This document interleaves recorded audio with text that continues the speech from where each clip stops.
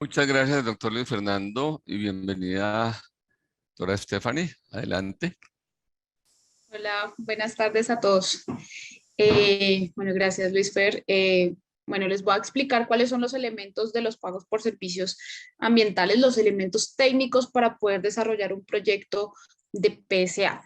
El primer componente es el incentivo a reconocer. El incentivo lo podemos reconocer en dinero o en especie en función del costo de oportunidad. Y esto es fundamental porque la normatividad establece cómo debemos calcular ese costo de oportunidad, que puede ser a través del beneficio económico neto de las actividades económicas representativas del ecosistema estratégico o también a través del valor de la renta de la tierra.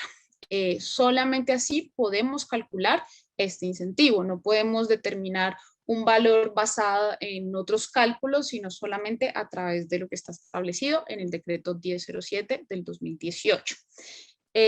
Con respecto a los beneficiarios, hay algo muy importante y es que los beneficiarios del PSA no solamente son propietarios, también pueden ser poseedores, ocupantes de buena fe exenta de culpa y también los integrantes de los grupos étnicos que están en estos territorios colectivos como los resguardos o también los consejos comunitarios.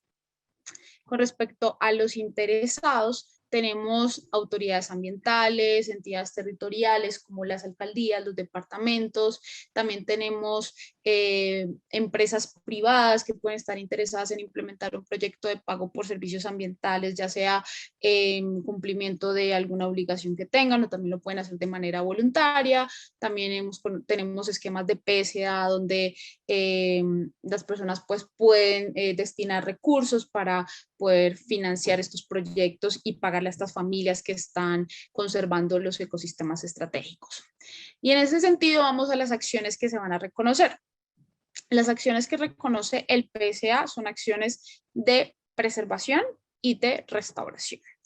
Eso en otras palabras significa que reconoce, por ejemplo, las hectáreas de bosques que están en pie y también las hectáreas que son destinadas para procesos de restauración.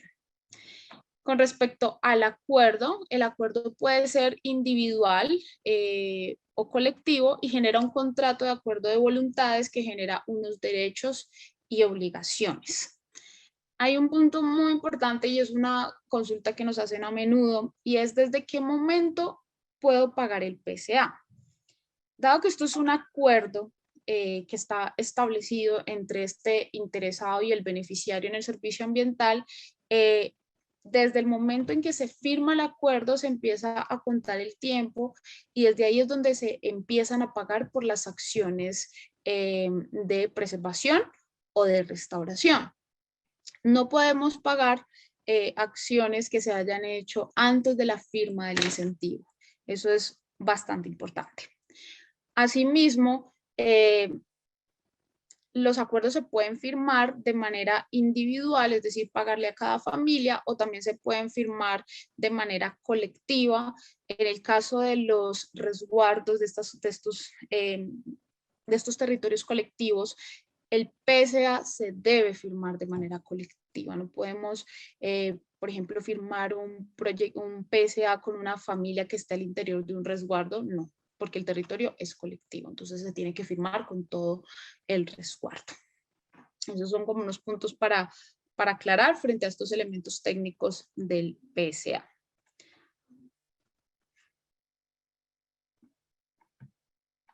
Un segundo que no pasa la presentación. Ok, listo. Bueno, ahora les voy a hablar sobre el Programa Nacional de Pago por Servicios Ambientales, que se maneja al interior del Ministerio de Ambiente y que está adscrito a la Oficina de Negocios Verdes y Sostenibles.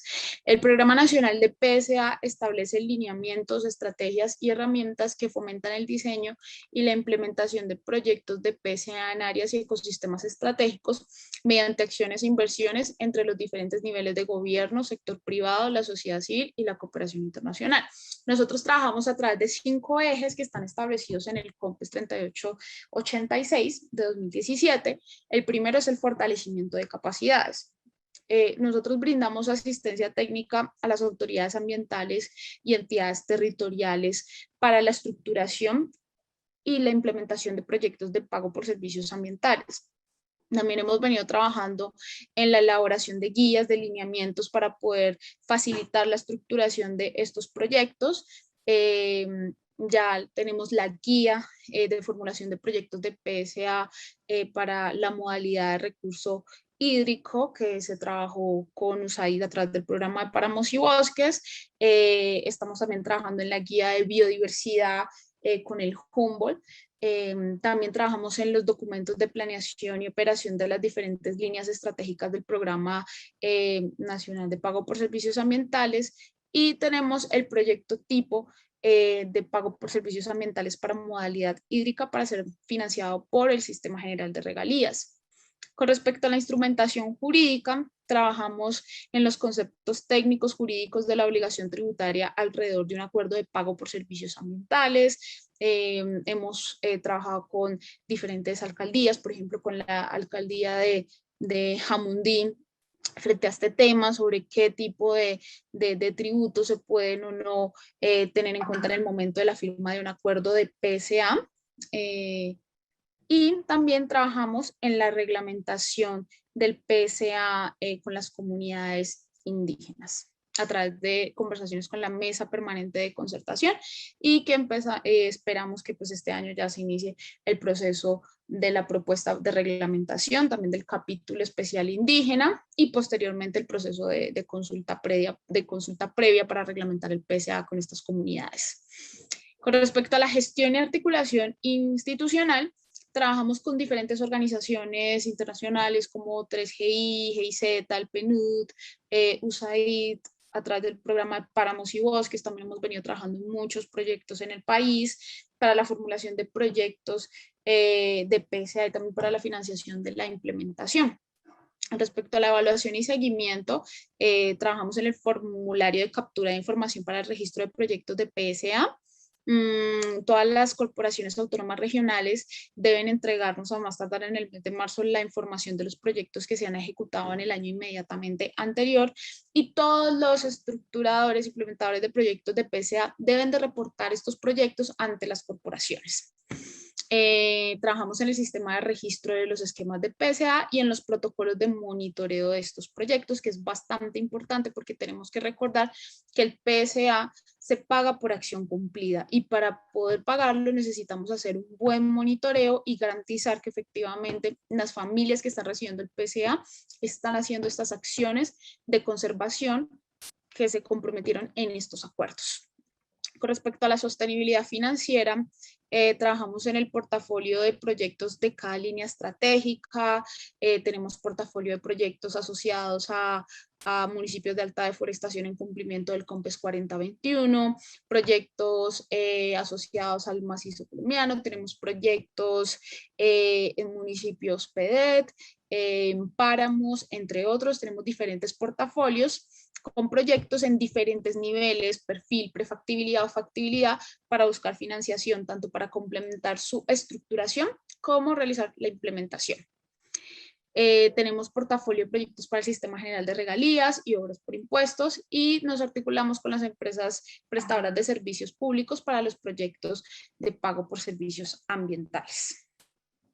Con respecto a los principios que se establecen en el Decreto Ley 870, tenemos el principio de focalización, el cual establece que se deben implementar proyectos en áreas de REA y RUNAP, el de complementariedad, debemos de complementarnos con otros instrumentos de gestión, tenemos el de posconflicto y construcción de la paz, que es enfocarnos pues en estos municipios que han sido afectados por el conflicto, debemos de armonizarnos también con otros instrumentos de planificación, tenemos el principio de costo-efectividad que nos permite cubrir con los recursos disponibles una mayor cantidad de área y esto que nos permite que por ejemplo en un proyecto de PSA podamos pagar el 100% del costo de oportunidad hasta cierto número de hectáreas, por ejemplo 10 hectáreas, pero de la hectárea 11 en adelante paguemos el 50%, el 20%, con el fin de cubrir un mayor número de hectáreas y de familias. Y el de solidaridad nos permite poder pagar PSA en en áreas que están por fuera de la jurisdicción. Esto es muy importante, por ejemplo, para los municipios,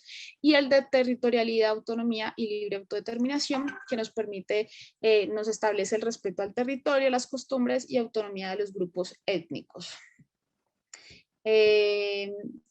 Con respecto a las fuentes de financiación, tenemos diferentes fuentes de financiación.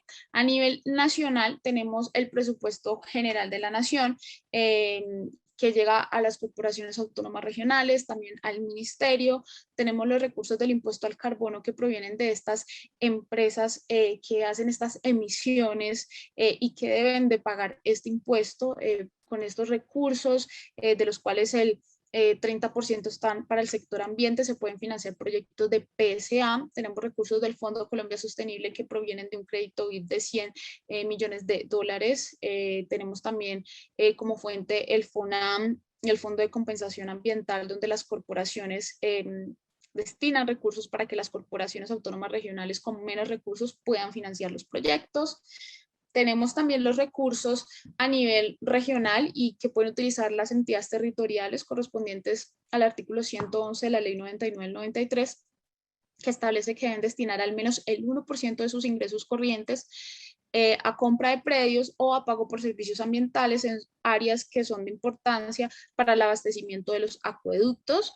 Tenemos los habilitados por el artículo 108 que mencionó Luis Fernando al comienzo, y es el que habilita que las corporaciones autónomas regionales destinen recursos para estos proyectos de PCA. Tenemos también los del Sistema General de Regalías, y aquí un punto muy importante es que tenemos el proyecto tipo que lanzamos con el DNP, y que este nos permite ahorrar costos en tiempo, en recursos para la estructuración, y también nos da más facilidad para aprobar los recursos porque no requiere un concepto sectorial, sino que va directamente a DNP. Tenemos las transferencias del sector eléctrico y las tasas de uso por agua, que permite que implementen proyectos de PCA en la misma cuenca. Y por parte de los privados tenemos obras por impuestos, que fue habilitada con la reforma tributaria, que permite que los grandes contribuyentes implementen proyectos de PSA y que estos recursos después sean descontados de los impuestos que debe pagar. Tenemos el primer proyecto de obras por impuesto aprobado con la empresa Celsia, que se trabajó con el programa de páramos y bosques en el Tolima. Tenemos también los proyectos, se pueden financiar proyectos de PSA a través de licenciamiento ambiental, compensaciones del 1%, y con las inversiones ambientales de las empresas prestadoras de servicios, que como lo mencionó Luis Fernando ahora, se habilitó con el decreto 1207 del 2018 y que posteriormente con la resolución 907 de la CRA se estableció la metodología para poder incorporar el PSA dentro de estas inversiones ambientales. Finalmente, tenemos también fuentes de cooperación internacional que ha sido clave para poder estructurar los proyectos de PSA, y donde sabemos que hay un cuello de botella muy grande, y es en esos procesos de estructuración que requiere diferentes profesionales, geógrafos, economistas, diferentes equipos para poder hacer levantamiento de información, planificación predial, caracterizaciones socioeconómicas, cálculos del incentivo, entre otros. En este proceso pues hemos trabajado con USAID, 3GI, PNUD, Unión Europea, GIZ, Noruega, el Reino Unido y el Banco Mundial. Muchas gracias.